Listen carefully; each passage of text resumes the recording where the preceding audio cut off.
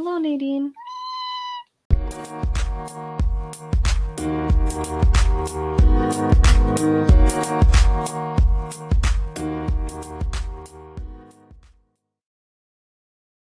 Welcome to episode 2 of Key Chats. My name's Emily. And my name's Kaylee. And so welcome to our show. Thank you to everybody who's jumped on and participated and given us comments and lots of love. It's been really affirming and really great to have all of you kind of join us for our conversations.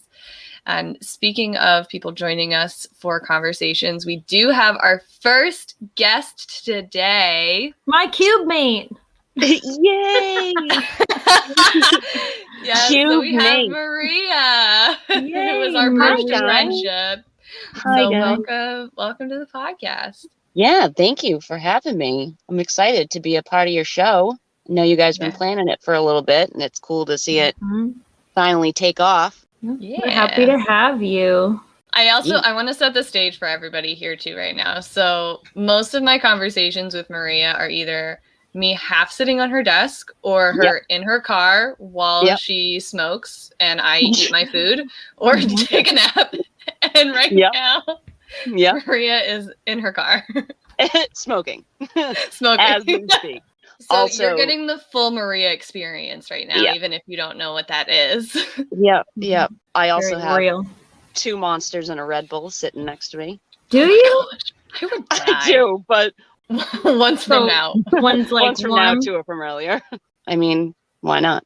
I don't gotta wake up tomorrow. You don't? She's taking days off. She's days off, man. I'll be back on Friday. We have an early dismissal. This is also exciting. Wait, you didn't know this? I had no idea. I'm glad you guys just told me. Yep. Now you have an extra 4 hours of freedom. So what do you guys plan to do with it? Well, I'm not really a huge Easter fan. I mean, I don't have kids. Well, now, if I could claim Enzo as my dependent, I would be first in line to do so. I don't have kids, so there's no Easter baskets or anything like that. It's just a family dinner. Got a little ham going on, some pasta, that kind of thing. Just spending it with the family, dude. It's not a huge holiday for us anymore. We used to go to my aunt's house and have this huge meal, and 30 of us would be on this huge long dining room table, and I remember they used to have this bunny Easter cake, and it was all kinds of desserts. Oh my god. Like the ice cream cake? No, like a legit cake shaped as a bunny. Yeah, that's adorable. You know what I'm thinking of? The Carvel cake. The bunny. I'll get that for any day, not just Easter.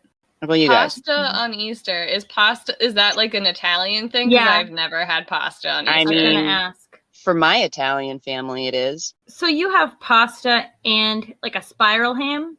Yep, like a spiral ham. Like red sauce pasta? Yeah, like ravioli, stuffed shells, manicotti. To me, that just sounds like I'm combining 2 dinners I normally love. Like they don't go together, but like I would eat them together. But I feel like they're in the fridge at the same time. And they're like both hungry. And I'll eat them, but exactly. So just a bunch of everything, basically. What do you guys? Are you guys doing any? Oh, what am I doing? Yeah.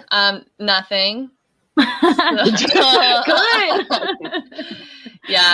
Genevieve is going to be at her dad's house. We never really got super big into Easter traditions because so my dad was a pastor for so many years that for holidays he was working.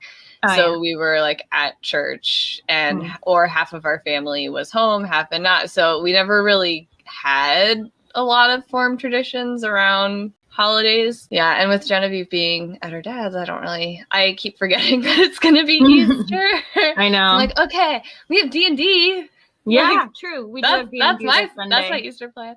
Yeah, I might go on a walk with Debbie because her birthday is next week. And so we're going to do kind of like a birthday walk, probably wearing matching outfits because we are adorable. And I'll probably get her some food or something. That's fun. That's cool. Are you guys going to put like a bunny tail on your bum? No. So she got us a couple matching outfits because this is how we're pandemic coping right now. One of them being green tie-dye sweatsuits. So if you see two relatively young women of very different heights walking through the streets of Gloucester this weekend. I'm going to look for you guys. Say hi. Sorry for the car noise in the background. What's going on in your house, Kaylee? All right. So the AmFam actually has a pretty busy weekend planned because Chanji turns 2 on Friday. Oh, I know. So I have a whole, I'm very happy about getting the few hours off on Friday because I have so much prep to do for his birthday on Saturday. We're home making desserts these days. So last year I made him a dinosaur cake. This year I'm going to try some Mario themed cupcakes. We'll see. I tried to make cake pops that look like Goombas, and they actually just looked like poops. So I would call it a sort of win, depending, on how you look at it. Goomba kind of looks like poop. I could have sold it to some audience, but but yeah. So we have a big thing on Saturday for him. Also, my mother-in-law, because her birthday's around this time, so we're gonna do a big meal all together. I think hopefully outdoors. It's supposed to be nice. I'm not sure. We all know I don't check the weather. But yeah. And then Easter. Yeah, I think it's supposed to be pretty nice. Yeah. I mean, I have 15 kids and we're big on Easter. So yes. We'll do it at home. We'll do the baskets and the egg hunt and everything. But it's just everything else is we just stay home. We used to go to families just like you, Maria. Everything's home now. Does Kylie still really get into holidays or is she too cool? No, she's very into the holidays. Yep. I love that.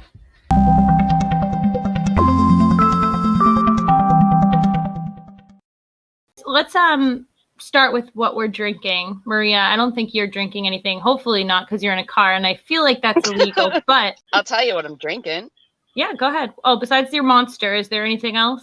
That's it, dude. That's it. We got Monster on the table. What about you, Emily? I am drinking my absolute favorite cider from Far From the Tree. It's called Patch. And it is a strawberry basil cider. It's one of their spring brews. You told me about this. Is this the one you drove all around for? No, I called several liquor stores the weekend that they released. Yes. And I went during my lunch break and bought the last 4-pack from Liquor Locker. Emily, is that where's that brewery? It's a cider. Oh, yeah. So Far From the Tree, it's in Salem. Massachusetts?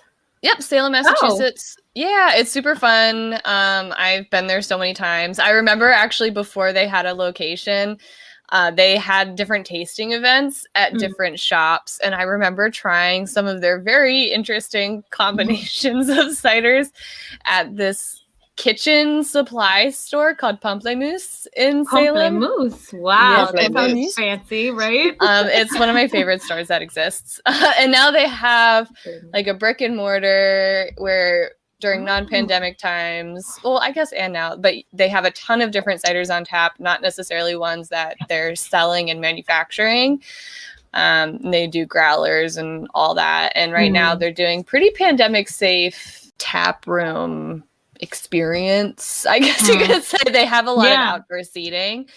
So saying you want to go? I mean, maybe. They also have really great, I've done pickup there a couple times and it's super, super easy, but they supply and they're expanding their supply around the US and they do local delivery. So if you're in North Shore or Boston area, I highly recommend. I would say with different cider brands, the different blends and brews are gonna taste pretty similar. That is not the case with Far From the Tree. Each one has such a distinct flavor and personality that if you get a flight, it is a true flight of variety of flavors and different notes, all of that. So for those people that are kind of beer snobbish and kind of stick their noses up towards ciders, you won't with Far From the Tree.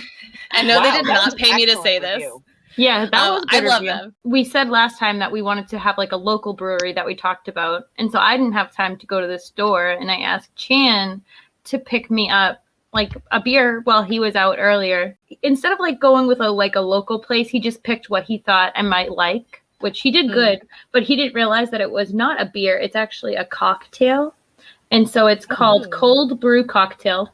How he didn't realize, I don't know, because the cocktail like it's in It just says it right but there. whatever. So it's vodka. Emily, you might like this because it's vodka with cold brew coffee, cream liqueur, cinnamon, and vanilla. It's pretty strong. That good. sounds Is it really good. Like a breakfast drink. Yeah, it's good. It tastes like coffee with a little kick. Yeah. That sounds so good. But you it's can not never go local. wrong with a good with a good coffee cocktail. Mm-hmm. Yeah. It's not local. It is from California. So he missed a little bit. That's okay. I got us for the Country local away. people. And you know, we have listeners. We have listeners from all over. So it's okay if we're not hyper local. We actually do have one listener that I know of in California. Hello, Rachel. And this is from your place. So thank you. Thanks, Rachel. Thanks, Rachel, for living there. And side plug, if you have any brews or drinks that we should try and talk about, send us a message. Please. And maybe you can send them to us. Yeah. Yep. Because I usually go for stouts or like a pretty decent looking can that sounds like something I might like. But this, you know, it's not my normal go-to. Mm-hmm. The other nice thing with the cider too is that it's gluten-free. Like a lot of ciders are naturally gluten-free. I meant to tell you that actually. Well, it's helpful because with different food labeling laws, it's so different for alcoholic things versus regular food. So trying to find things that are clearly gluten-free is such a pain in the butt.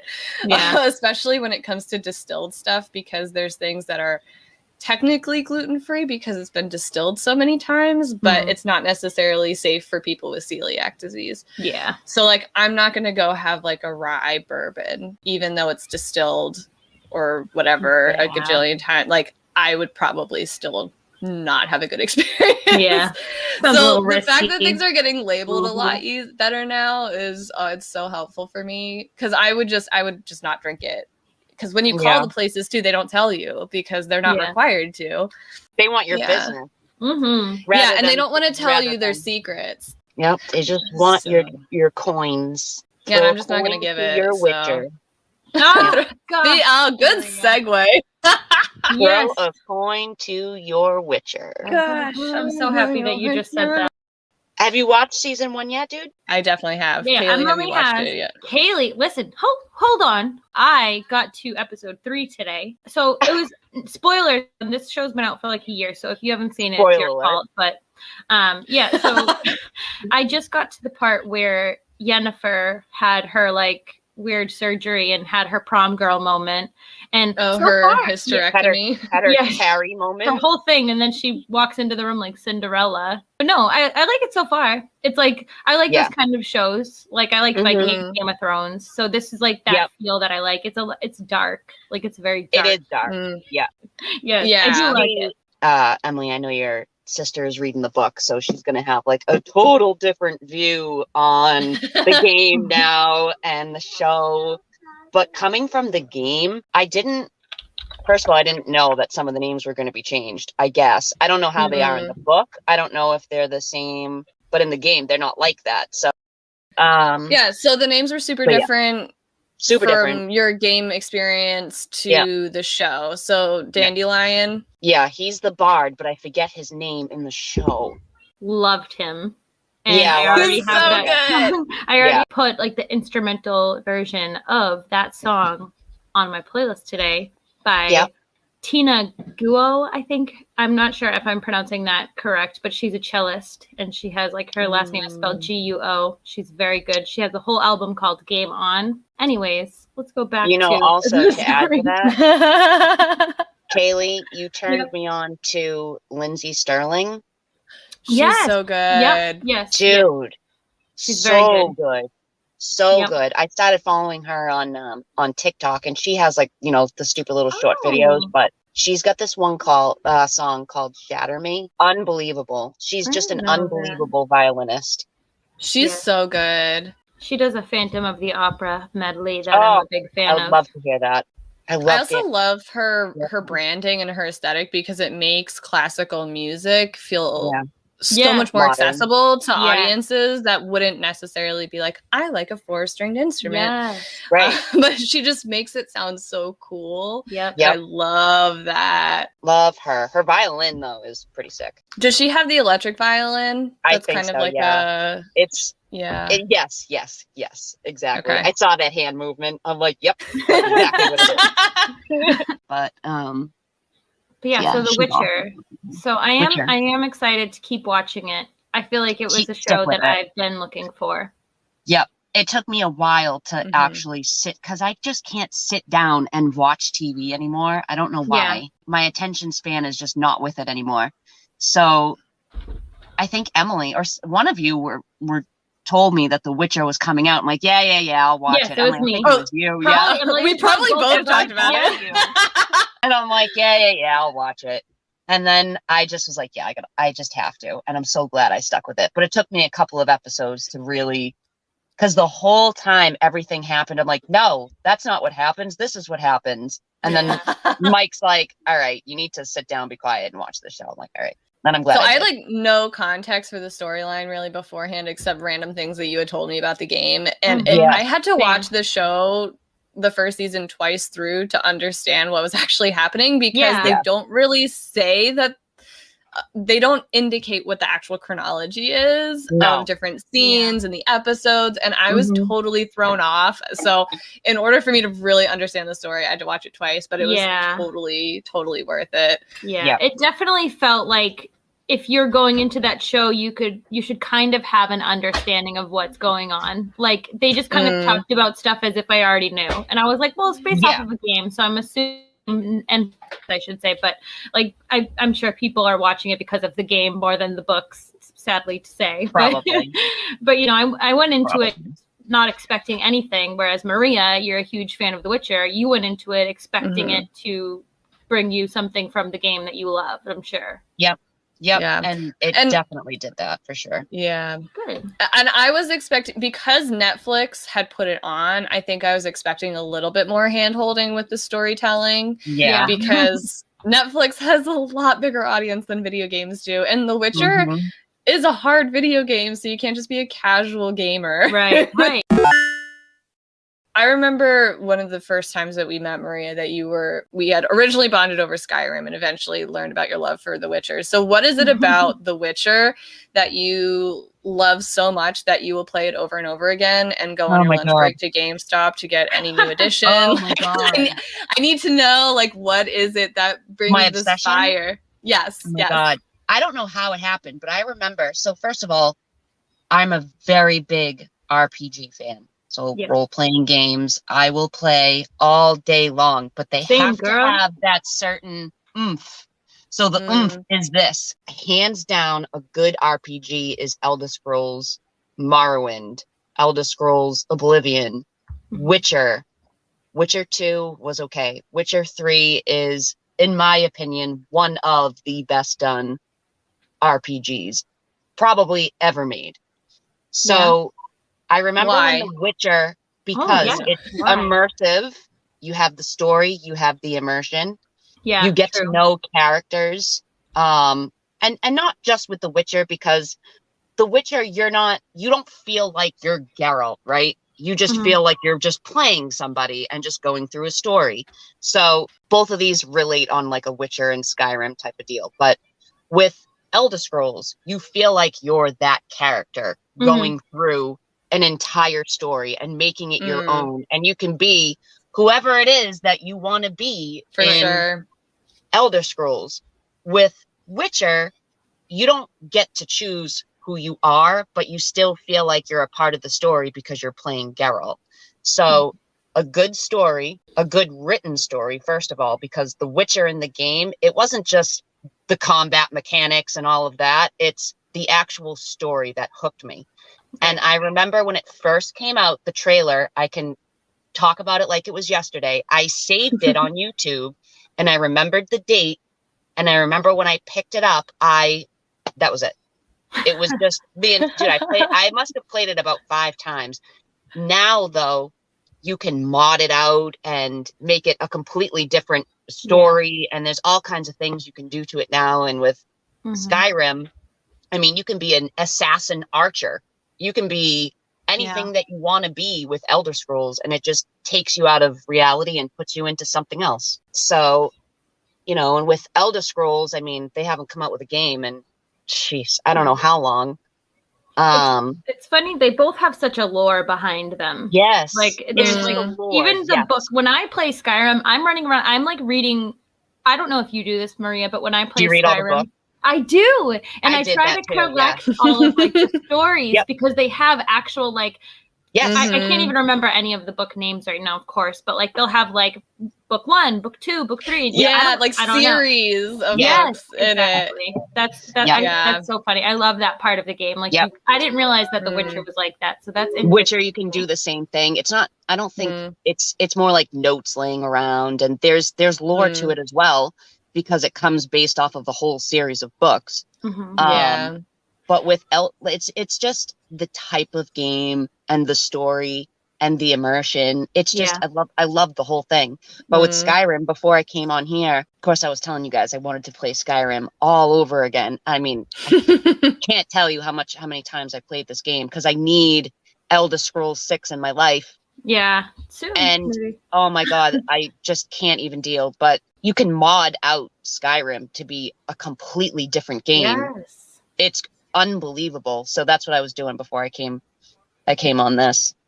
Yeah. What system do you typically play on? I'm on Xbox. The new Xbox Series X. You know, Maria, I did hear that who are the makers of Skyrim? Not Ubisoft. Bethesda? Yes. Bethesda? What is it? Bethesda? Yes, thank you. Microsoft bought out, or they're partners with Bethesda, correct? So Microsoft. Now, partnered I had seen online that they may release Elder Scrolls 6 to Microsoft people first. Yeah. So I think that's what we're all thinking is going to happen. Yeah, but the last time they said anything about it was, I believe it was E3 2018. They released like a 30-second trailer. You could see it on YouTube. And it's just landscape and just the title. Everybody's crazy about finding out where it's going to be. They think it's going to be Hammerfell.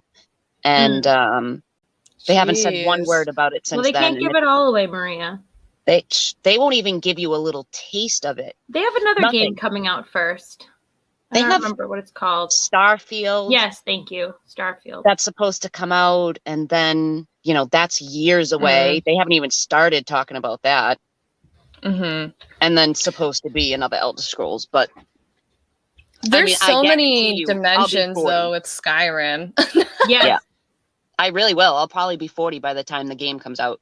I'm gonna be working at where I am now, sitting next to Kaylee, having Emily on my desk, talking about Skyrim at 40 years old. Yeah. Living it up. Yeah.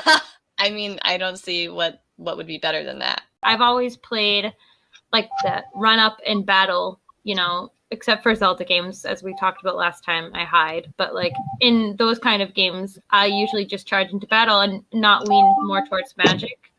But in the Skyrim, it's like you can just, everything feels so easy to manage. Like I've played on the Switch and the PC, which they're both a little bit different. Do you like, I mean, I know Elder Scrolls is supposed to be unbelievable on PC, and I have a PC to play the game, but I haven't gotten into it. With the mods, yes. Without the mods, it's just, you know, that basic version of Elder Scrolls. The mods that you can get, though, are just unbelievable. The mods they're unbelievable. For every game. Modding is, there's not even going to be games one day. It's just going to be all these mods that people have, because like there are mods that is like a whole new section of a game. Yes. Like, these people that are creating these, they're just geniuses. I don't understand how they do it.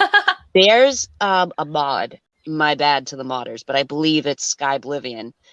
They're supposed to have redone Oblivion. I believe it's supposed to be basically the entire game, but these are people that put all their time and effort into making something that these big studio corporations make, and these people do it in such a less amount of time than the actual creators, and it's and they're amazing. They're some of them are better than what an actual video game is, because they know what the players want to see The because fact they've that played they're the just game. making mods to update the graphics of I these know. games just says enough. Like Yeah. the fact that you Mm. have, like, you can play Skyrim, but like the one thing that you'll see on any website that you go on for like tips about Skyrim, whatever, is well, you definitely want to get mods because the game looks crap without the mods. Like the graphics, like everything. You just want to add in any, I don't know. I mod all my games now. It just feels like what you do in 2020. Now, all right, Maria, let me ask you, because I generally go for games like Zelda, Mario. Love Zelda. I like RPG games too, but usually the lighter ones. I know you're into The Witcher and like God of War. And Love God of War. Skyrim I kind of see as like a middle ground between those. Do you think that I would like The Witcher? Or like knowing the games that don't be biased because you like only it. because of the things that are in it. If you can get past like the creatures that are in it, then yes, you would like now, it. are they but scary? No, then you won't play it. So watching from episodes 1 to 3, that's all I know. So bear with me. There was that princess that was screaming. Is she, creatures like her, prevalent in that game? Because that's not something I am interested in. That's why you won't play it, because there's many of them. Yeah. I'm not a scary gamer. I love scary movies, not haunted houses. Like if I have to be involved in making decisions that affect my life, video games or haunted houses, I'm not there for that. Yeah, you won't be there for Witcher, the game. All right. Yeah, no, I'll watch you play. If you just record for me, we can work out some sort of arrangement where I can play. I'm gonna record something on Xbox. Really? Also, if you want to follow me on IG, people, it's XPR Boston.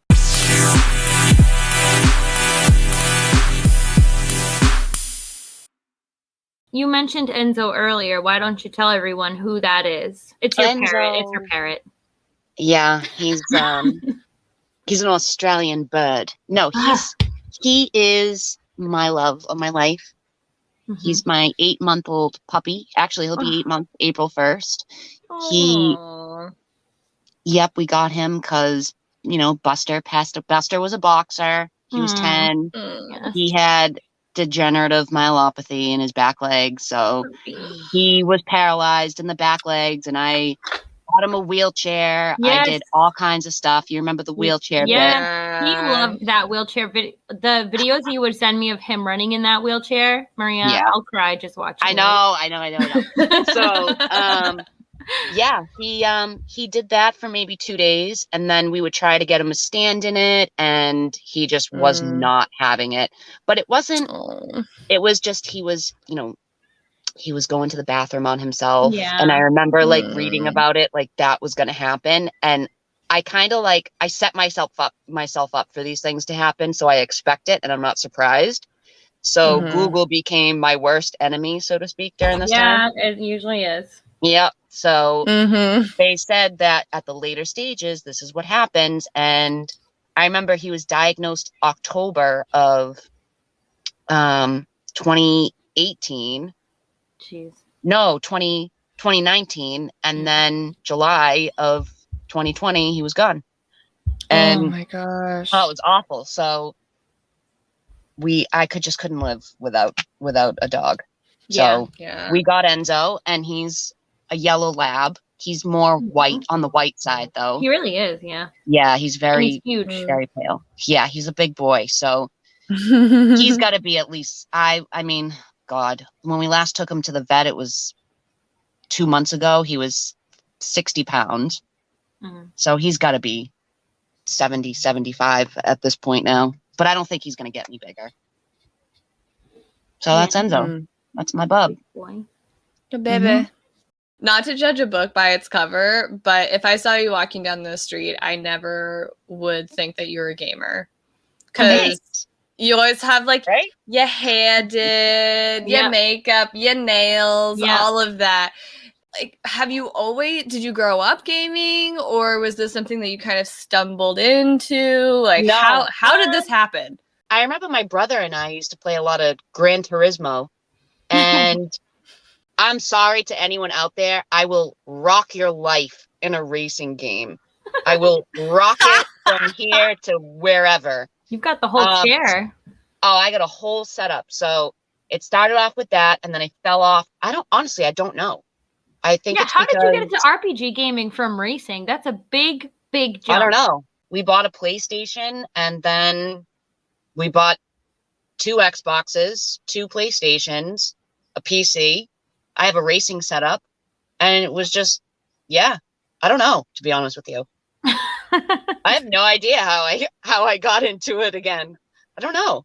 So you don't play like role-playing games as a kid? I know you said you've played Legend of Zelda. I played Zelda a lot when I had when you were a kid. Nintendo 64. Yep. Right. So that probably set you up as a gamer. I used to play adult all the time.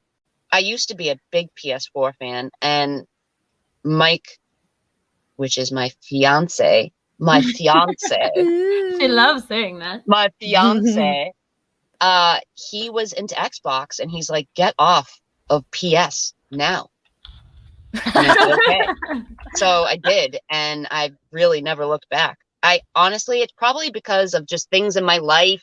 I'm very happy with being at home nowadays. It keeps me out of trouble. So that's probably why I started doing all of that. Do you think the escapism of it too? Probably, yeah. Yeah. Do you think that you used to be an adventurer before you took an arrow in the knee? Yes. Yes. That arrow really hurt. The arrow almost killed me. And then I just sat down and got some surgery and, kept my adventuring at a minimum.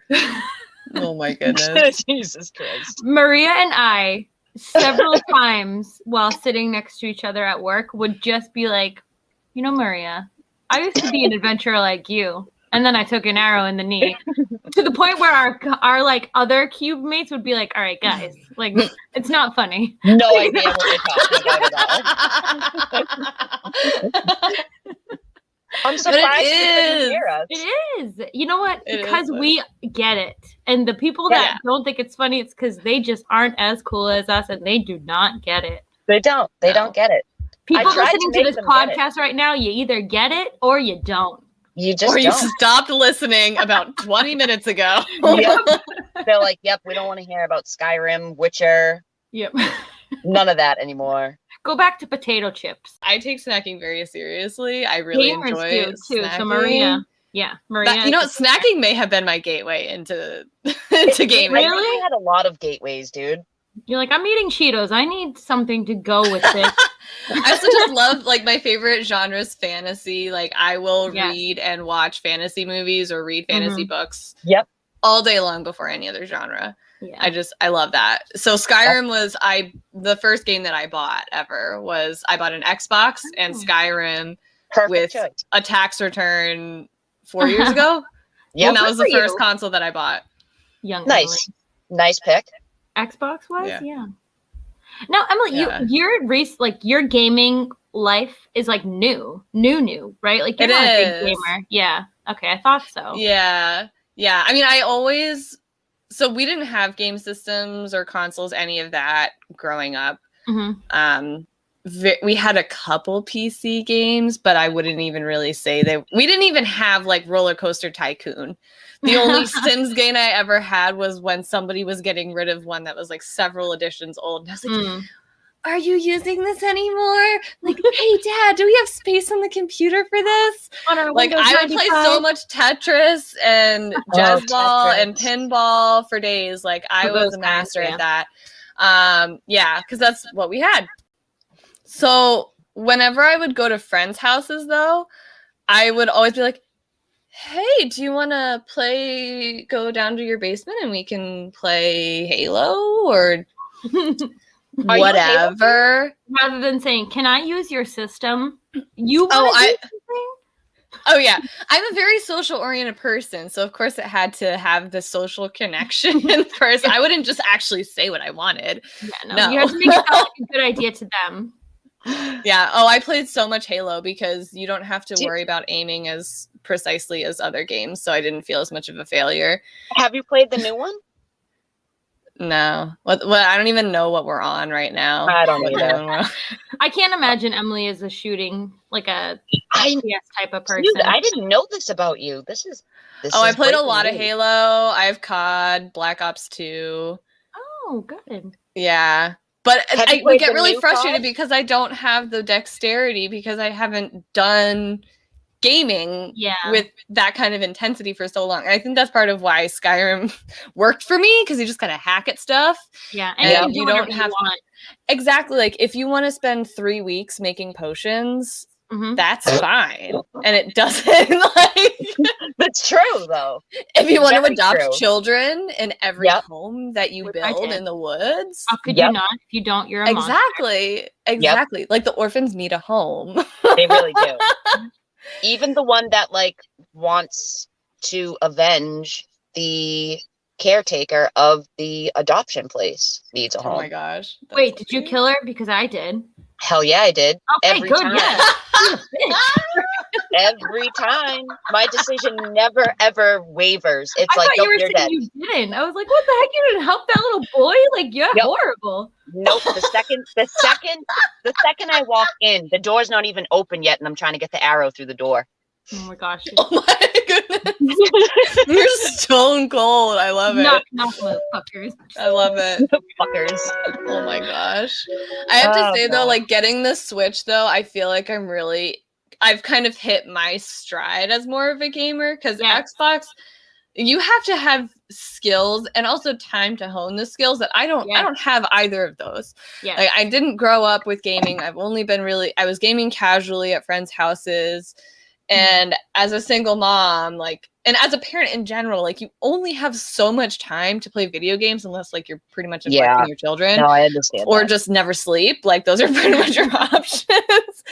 But with getting the Switch and it's been so fun because it's not just me playing, but it's content that Genevieve can be exposed to, and I don't have to be like, oh yeah, this is fine. Like, there's a limb over there. Like, this is totally normal and not traumatizing to you. Yeah. But I love that it feels like such an accessible game system, and I'm enjoying it, and I don't feel dumb. Like, that's something with some of those more intense games. Like, I would feel stupid and didn't feel capable, and that's not what I'm looking for when I'm playing video games. Like, I want to be entertained. They're like professional systems, and Switch feels like the family system. Yeah. And yet I don't feel like it's patronizing either, because I'm gonna be like, oh, you need this because you suck. No, it's just like, hey, we're all here because we just want to have fun and enjoy ourselves and be entertained. Yeah. And I love that. And a lot of my friends have gotten on the Switch system, and they've had super similar experiences. Just for Zelda. Maria, I have sat next to you many a time at work playing my Switch, trying to convince you to get a Switch. Listen, you need to get a Switch. It's hands down one of the best systems I've ever played in my life. Like, it's so versatile. Like, console hooked up to your TV, doesn't matter. Like, it is just the best system. Like, so good. I would buy it just for Zelda. Yes, but I play Zelda. I play Skyrim on it. There's a Skyrim I play Skyrim on it. Mm-hmm. Yeah, there's a lot of games you would like. I kind of want to try Monster Hunter. I feel like you'd like that too. And there's also a lot of really cool indie games too. Like I have a friend who bought a Switch just to play Untitled Goose Game, and then after she finished it, she sold her Switch. That was it. Who are these people just selling their systems? I mean, if you don't use it. Yeah, true. If you don't use it, I mean, if you're really into that, like, community, like throughout the YouTube community that I've slowly been immersed in, a lot of people, they buy and sell stuff through Swappa. And I had never heard of Swappa before. And I'm like, buying and selling used tech on the internet, that sounds sketch as heck. Because in my mind, like, internet purchasing and consignment is like Craigslist killer up in here. Yeah. But I bought my Switch through Swappa, and it was awesome and really good condition. I haggled on a price, and it got here in like 2 days. That's good to know. I didn't know of that either, actually. Your car sound is very soothing. Are you wearing a Link sweatshirt right now? I'm actually wearing She's a wearing her Link onesie. onesie. Oh my gosh. I got the whole onesie. It even has a pointed hood. Oh my goodness. I know. I adore you so much. You know what? I went to, I actually found this at Marshall's, which I was ecstatic. I know. Marshall. Around Halloween. What? And some child, some like boy who must have been maybe 12, he like grabbed this onesie. Oh, dude. He like grabbed it and like, not like grabbed it off of the hanger, but like left it on the hanger and like pulled it towards him. And he was like, Mom, look, a Ninja Turtles onesie. And I was like, no, how dare that's you? a Zelda onesie. And I just took it from him and bought it. Like, you can't disrespect my like child. You don't. She said you don't deserve to have that anymore. So I will take away your option of purchasing this because you've lost the privilege. He thought mine now. He thought the shield was the turtle's back. I was disgusted. Honestly. Oh gosh. Oh you were meant to have this though. You look like you're in your element. Maria, have you watched, I think we talked recently and you said that you were on a Marvel movie binge. Was that correct? I was. That is very correct. You watched them as well. Okay. Yeah, almost all of them. No, there's a couple that I've missed. Okay. Emily, I know you have, but Maria, have you watched WandaVision yet? No. No, okay, because I just started watching that, and so I wanted to bring it up on this episode. Is that a TV show that recently came out? Yes, it's on Disney Plus. Scarlet Witch and Vision. And yes. I need you to watch it so we can discuss. Yeah. I think Xfinity has all the movies in chronological order, or however you want to watch them. Yeah, but some of them are free, some aren't. The ones that aren't free are the ones that I really want to watch. So that's why they're not free. Yeah. I bought Endgame. Disney Plus has all of it. Does Disney Plus have Endgame though? Yeah. Yes. Because I watched it on there. Sweet. Yeah. Well, Netflix also has it, and Xfinity has Endgame on it. And I watched Endgame about 30 times. I love it. Okay. So WandaVision takes place after Endgame. Okay. So Emily was like tapping her fingers together, very excited. So I thought that she had some thoughts. Oh, go, Emily. Sorry. So just to warn you, this is a show that for me, it took a couple episodes to get into. Really? And I also... Why? Can I just ask why? Well, first of all, I didn't watch Endgame until halfway through watching WandaVision because I've been putting off watching Endgame because I didn't want it to end. Oh, makes sense. I have like closure issues. It's fine. That's another that's another podcast. I've watched times, so it's fine.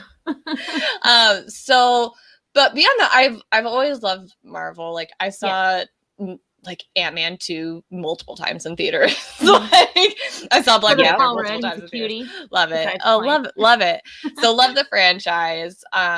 And I've really enjoyed the Disney Plus content. So I had really high hopes and I was really confused. Watching WandaVision, I did not care for the 50s aesthetic at the beginning at all. See, I got like 10 minutes in and turned it off. You know what's funny is I was thinking of you because we talked last time and you said you didn't have cable. And so I'm assuming from that you weren't a huge TV kid. Is that we were very restricted in how much TV we could watch. Yeah. So I think we talked about that before, but I was a huge TV video game person. And so like when I wasn't watching the current TV shows, I was actually watching Nick at Night, which had I Love Lucy and I Love Lucy. Yeah. Okay, Maria. All right. So you're actually going to love WandaVision because that first episode brought me right back to like 1998 when I was watching reruns of I Love Lucy, because the first episode they were throwing you back to I Love Lucy. Second episode bringing you back to Bewitched. They're going through history. Yep. Third episode, it was like Brady Bunch. Yeah. It's television history, but if you don't have that frame of reference. Yes, so I did. Like, and so as soon as I started watching it, I was like, oh my God. I was like, even like the comedy, like the type of comedy that they did with those episodes matched those old classic shows that I love. And I'm such a sucker for nostalgia. So I was just like, this is the best show that I've seen in a while. Now it brought me back to when I was when I was doing grad classes, one of the classes that I took was about like television and religion, something like that. And it brought me back to when I was having to watch episodes of Leave It to Beaver and the Mary Tyler Moore Show for school and not for entertainment. Which, I mean, it was fine. It was one of the best classes that I took when I was working on that degree, but still, it's like that. I don't have that nostalgia of like being a little kid or being like staying up at late or being homesick from school and watching that kind of stuff. I'm like, this is just not, this is not my scene at all. And I ended up deferring to other people who I'm like, okay, do I need to just kind of push through it and suffer through it? For lack of a better term, to get to it. And by the third episode, I was hooked. I was totally hooked. All right, Maria, what were you gonna say? I'm sorry. How dare you? Are you guys Vision fans though? Yes, I'm actually a huge Scarlet Witch and Vision fan. I have been a Vision fan since he was Tony Stark's computer. Okay, because I was wondering I couldn't watch a couple of the Marvel movies. Not all of them were free at the time, but when I got to where Vision was, I didn't understand where he came from. He just appeared. But now I get it. Okay. I don't think I get it. I think having his backstory definitely helps, and having the overall Marvel Universe arc is pretty essential to understanding. Really the depth really of WandaVision. So I found it highly entertaining. I really enjoyed it. Okay. It was really, really good. And the casting that they did was phenomenal. Catherine Hahn has been one of my favorite actresses for an incredibly long time. I was just going to talk about her so much. I love her too. You know what I never realized actually is that Elizabeth Olsen, and this is embarrassing now because her name's Elizabeth Olsen, but I had no idea that she was related to Mary-Kate and Ashley. Yeah, she's her younger sister. Oh, yes. Maria, I didn't even know they had their another younger sister. Yeah. I thought it was just the two of them. No. Elizabeth is their younger sister. Yes, they look like sisters. I know, and now that I know that, now I can. That's all I can see is another Olsen twin. I would Google her, but now I'm afraid I'm going to lose you guys if I do, so I'm not going to. Yeah, no, please. We love you. I'll do it after. Oh my gosh. So Maria, you should definitely give it a shot. Yeah, I will. Like Emily said, I'm already episode 3 because like we said, the first episode is like I Love Lucy, and then it's another one, it's another show, but it's outside of those stories, there's a story behind those stories that just like basically another Marvel movie in itself, and it's just so good.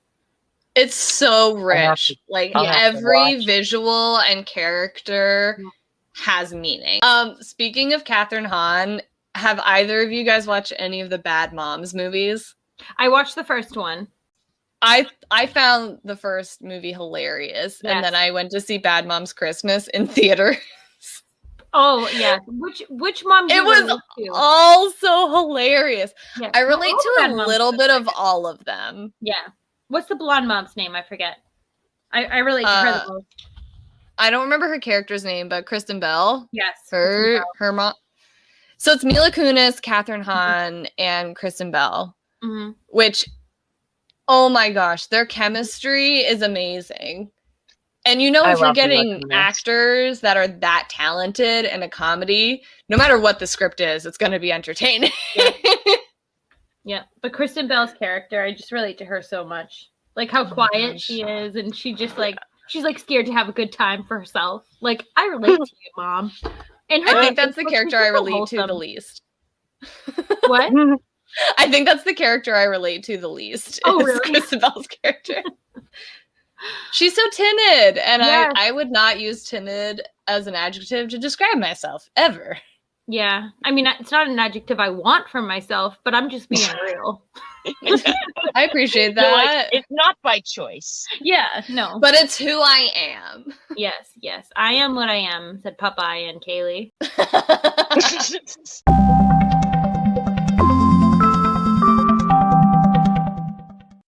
Kaylee, how's your life of schwabbles going? Okay, so I have decided that streaming live is not for me because I get very overwhelmed very easily. So if I'm streaming and I know I'm streaming and I mess up, I just want to quit and give up on life. So what I was like thinking is when I play games, like when I'm home with the kids and I play games, I'm reading what they're saying in like multiple different voices for the characters that I'm reading, but I'm also kind of like giving my own context.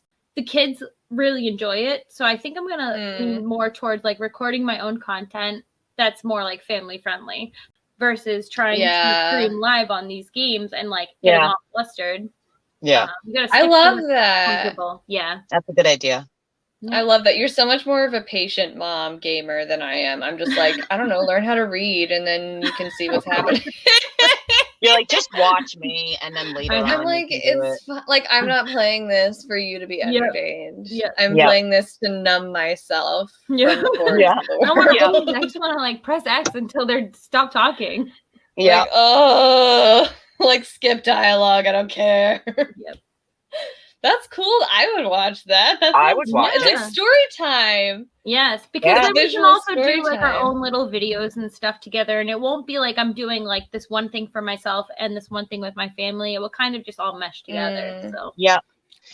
Well, the best content is content that's like natural. It's you. Yes, exactly. Because then it will be easier for me to keep up with too, because it's just my element every day. So you could just record your gameplay and go back and edit voiceover. It. Exactly. Yeah, I have everything I need. It's just about doing it. Like we all know, I've been wanting to do this podcast for so long, and all it took was Emily just one day reaching out to me and being like, "Hey, you maybe want to do it together." And it's been like 2 weeks, and here we are with the podcast. I don't even remember who brought it up first. You did. I don't even. Did I? After yes, actually, I do remember. It was after D&D one night, and we were just kind of like joking around about how fun D&D was, and you were like, we could totally do a podcast together. I feel like initially we talked about doing it about D&D, and this is just kind of what it formed into. So. Yeah. This makes a little more sense. Yeah, this is definitely a little bit more in our wheelhouse. We don't know what we're doing. Yeah. Fans, don't be deceived. We're not big D&D heads. We just play with people who are D&D heads. Yes, and they make us feel a little less stupid. Yes, they hold my hand through everything. Everything. Yeah, I started playing D&D in September 2020, and then I asked our campaign if they were okay with Kaylee joining us. Yep. Because I was like, hey guys, they're this really cool friend who I think would vibe. Yep. And they're like, sweet. That's exactly how it went. Sweet, dude. And here I am. Yep. RPG man. Yeah, basically, except you're with people and you don't, I know. It's an like RPG magic, of basically. the imagination.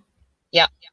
Mm-hmm. It really is. And it is. The way that our DM, our dungeon master, and I feel silly when I say the actual names, and I need to get over myself. Dungeons and Dragons has a huge following. Oh, I know. It's incredible. And with the pandemic, it's brought a lot of, it's such a good use of technology, honestly, with like we do a voice channel on Discord, but people do it on Zoom. You can do it on Google Hangouts, whatever.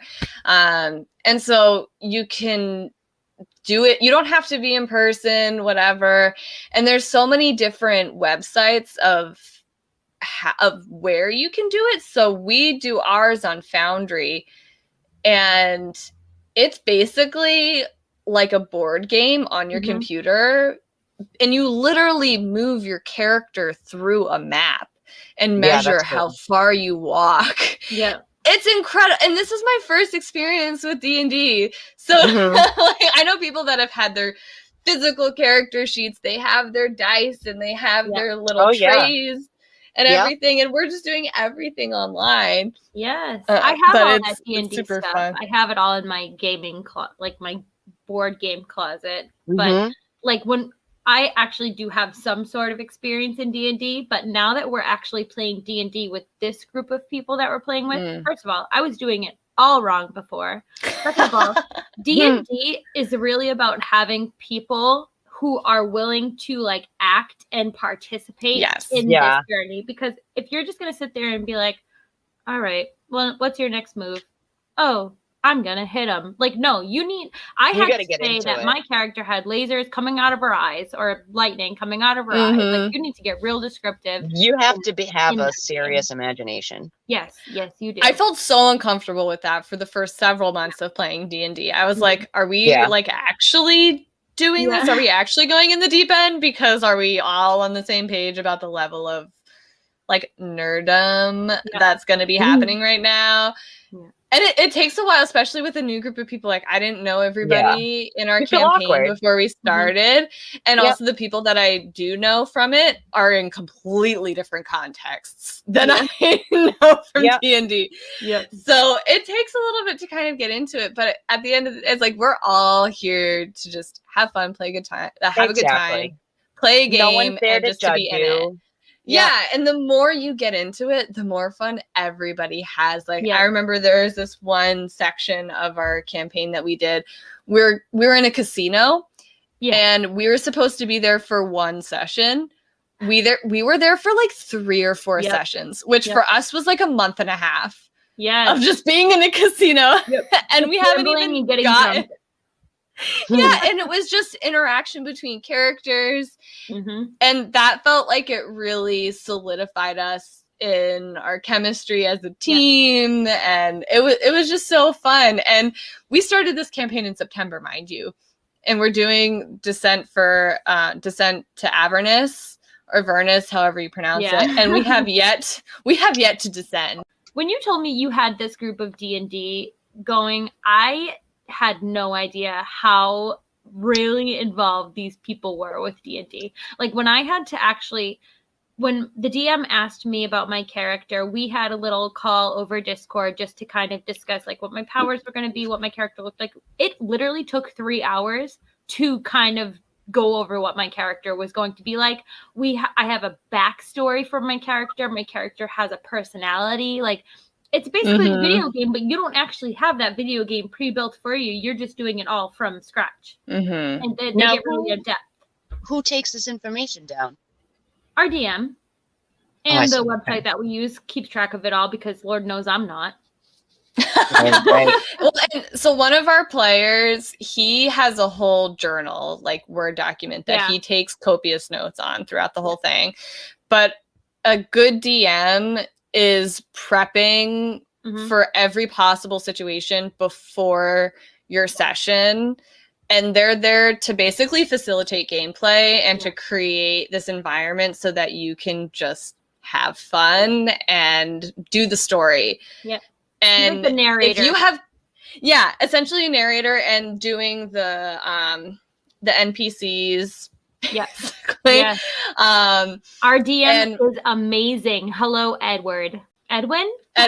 Between Ed and Kyle is our veteran D&D player. Like, he is an admin on different D&D communities, at least one that I'm on Discord with him, and they make it so accessible because any question, they just love the game so much. Well, I mean, I feel that like they just want you to fall in love with it too. Exactly. So if you're gonna get into a game like that, you have to have some sort of motivation to play the game. You know, just like Kaylee was saying, I've never played it, but I know you have to have some serious imagination. You have to role play. Yeah.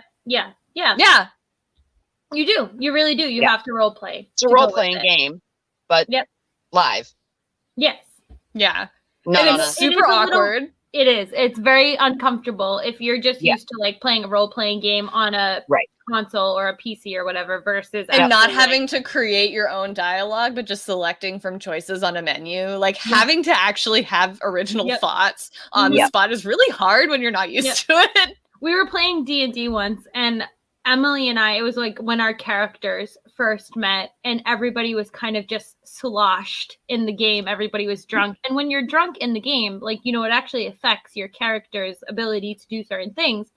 And so we were all drunk, and the bartender slipped us these drinks, like a I forget what it was called, but he gave us these drinks to kind of like cure us of our drunkenness. Yeah, like some kind of tonic. Yes, and I drank the drink, and my character was no longer drunk, and Emily's character was about to drink her drink, and I was like, oh, Zephora jumps and like slaps the drink out of Emily's hand so that her character had to stay drunk. Like, that's how involved you need to be. Like, you have to envision that you are this character in this moment, and like, what would you do? And interrupt people. Yes. One of the guys that's in our campaign, Dan, he comes up with the wildest, most like creative ideas for sure. And I'm like, where did you get this thought from? That this is like even an option in this universe. I wonder, it's really amazing. Does he do acting classes?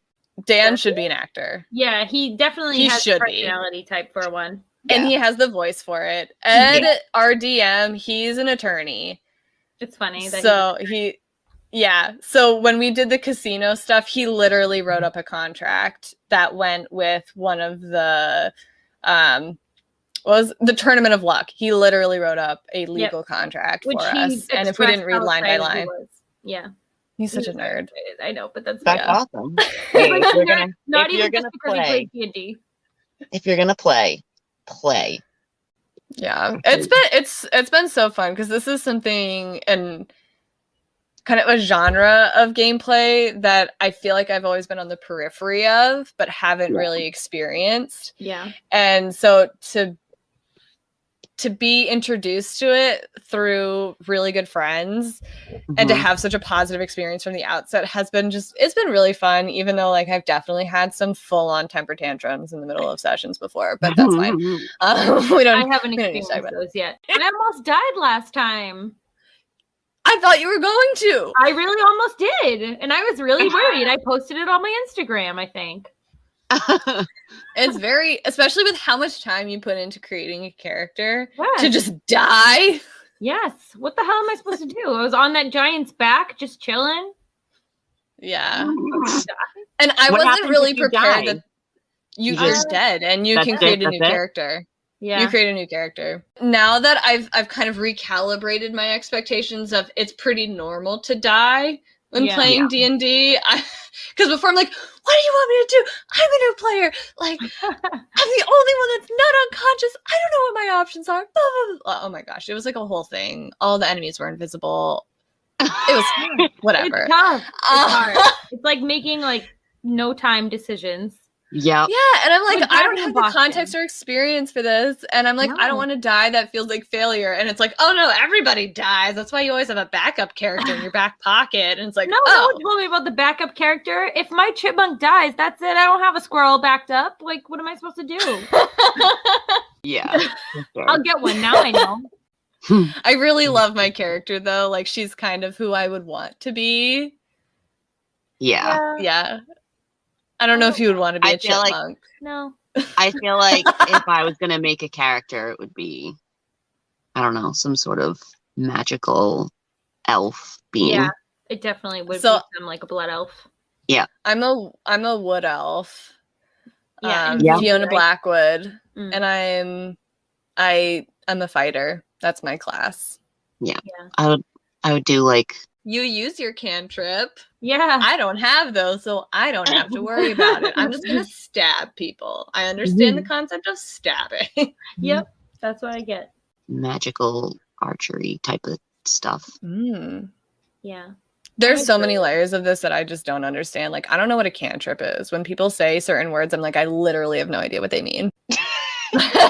Maria, thank you so much for joining us today as our first guest. Yes, on our podcast. Thank you for having me as your first guest. I feel so special. You are special. Thanks. We love I you do. so much. I love you guys, and I miss you guys. So I'm glad I got to, well, Oh, we miss you too. See you. I love you miss guys. seeing you in person. I We can know. do something in person someday when we're all vaccinated and We're going to the brewery. the air We isn't already made poison. plans. All right, well, I'm coming with you, so I just invited myself. Yes, and we're gonna Perfect. LARP to karaoke. So Maria, you're invited. Okay, I used to sing. You have I'm to come dressing in like a Cadillac costume. from. That's fine. Yep. All right, well, ladies, thank you All right, guys. everyone for coming to our podcast today. Emily, right? Yes. Yeah. Thanks for listening, tuning in wherever you're listening. Yes. Super appreciate it. We're just here to have fun, and I hope you guys smiled and laughed, at least even a little bit as much as we did.